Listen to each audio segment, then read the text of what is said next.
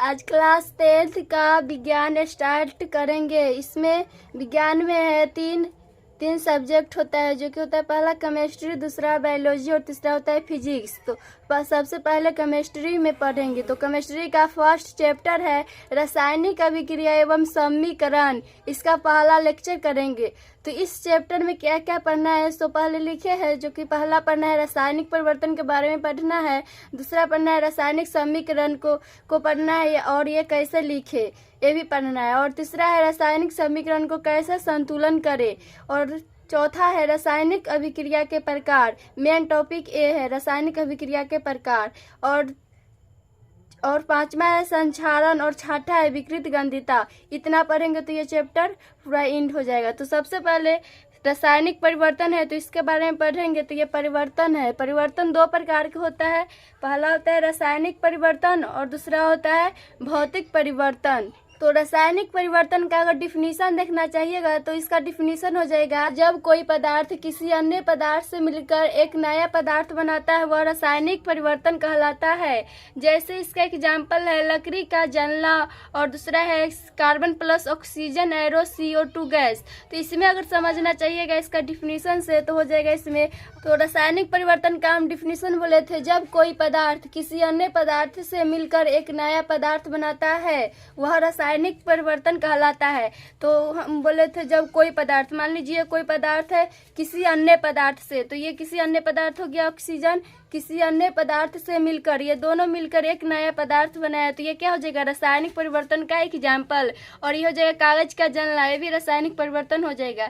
अब है भौतिक परिवर्तन। तो भौतिक परिवर्तन का डिफिनीशन देखना चाहिएगा। तो इसका डिफिनीशन हो जाएगा वह परिवर्तन जिसका आकार, माप, रंग और अवस्था में परिवर्तन हो भौतिक परिवर्तन कहलाता है। एक बार और रिपीट कर रहे हैं भौतिक परिवर्तन का डिफिनीशन। तो इसका हो जाएगा वह पदार्थ जिसका आकार, माप, रंग और अवस्था में परिवर्तन हो भौतिक परिवर्तन कहलाता है। जैसे इसका एग्जाम्पल है H2O, ये सॉलिड है, ये बर्फ है, तो ये गर्म होगा तो ये बन जाएगा H2O लिक्विड। बर्फ से पानी बन गया तो ये क्या हो गया भौतिक परिवर्तन। फिर अगला एग्जाम्पल इसका पानी में नमक या शक्कर घोलना, ये भी भौतिक परिवर्तन हो जाएगा। तीसरा है लकड़ी का काटना, ये भी भौतिक परिवर्तन का एग्जाम्पल है। अब इसमें हमें अध्याय में केवल रासायनिक परिवर्तन के बारे में पढ़ना है। तो इसका मतलब हो जाएगा ये क्लास 10th के हिसाब से केमिस्ट्री चैप्टर 1 में है रासायनिक अभिक्रिया एवं समीकरण। तो इसमें बस हमको रासायनिक परिवर्तन के बारे में पढ़ना है, भौतिक परिवर्तन के बारे में नहीं पढ़ना। ये क्लास 9th तक ही पढ़ना था भौतिक परिवर्तन। तो इसमें क्लास 10th में हम पढ़ेंगे रासायनिक परिवर्तन के बारे में। तो ये है रासायनिक परिवर्तन। तो इसका हम डिफिनीशन बोले थे, एक बार और रिपीट कर रहे हैं। तो इस रासायनिक परिवर्तन का डिफिनीशन हो जाएगा, जब कोई पदार्थ किसी अन्य पदार्थ से मिलकर एक नया पदार्थ बनाता है वह रासायनिक परिवर्तन कहलाता है। जैसे इसका एग्जाम्पल है गर्मियों में दूध को कमरे के ताप पर खुला छोड़ दिया जाता है, तो ये हो जाएगा रासायनिक परिवर्तन। दूसरा है लोहे का तांबा या तसला को किल आदि को नमी वायु में खुला छोड़ देना या जंग लगना, इसी का है ये जंग लगना, तो ये हो जाएगा रासायनिक परिवर्तन का एग्जाम्पल। तीसरा है श्वसन वो नहीं जो हम लोग छोड़ते हैं, श्वसन ये है शरीर के अंदर का, ये श्वसन है रासायनिक परिवर्तन का हो जाएगा एग्जाम्पल। अगला है चौथा अंगूर का किण्वन, तो ये भी है रासायनिक परिवर्तन का डिफिनीशन। पांचवा एग्जाम्पल है रासायनिक परिवर्तन का भोजन का पाचन। तो भोजन का पाचन ये भी हो जाएगा रासायनिक परिवर्तन का एग्जाम्पल। और छठा है भोजन का पकाया जाता आदि, तो ये भी हो जाएगा रासायनिक परिवर्तन का उदाहरण। अब है प्रायोगिक उदाहरण कुछ। तो पहला इसका है उदाहरण मैग्नीशियम रिबन का दहन मतलब जलाना।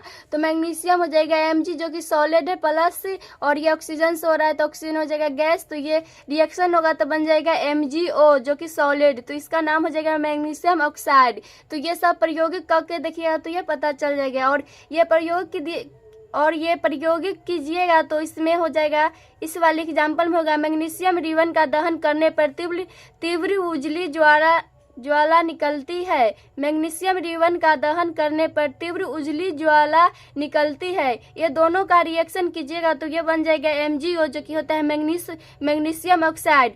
तो ये दोनों का रिएक्शन करने पर ये नया पदार्थ बना। तो इसमें मैग्नीशियम रिबन का दहन करने पर तीव्र उजली ज्वाला निकलती है। तो इसको कीजिएगा तो ये हो जाएगा, इसमें से उजली ज्वाला निकलती है। तो ये प्रायोगिक करके देखिएगा तो पता चलेगा। अब दूसरा है लेड नाइट्रेट और पोटेशियम आयोडाइड की अभिक्रिया।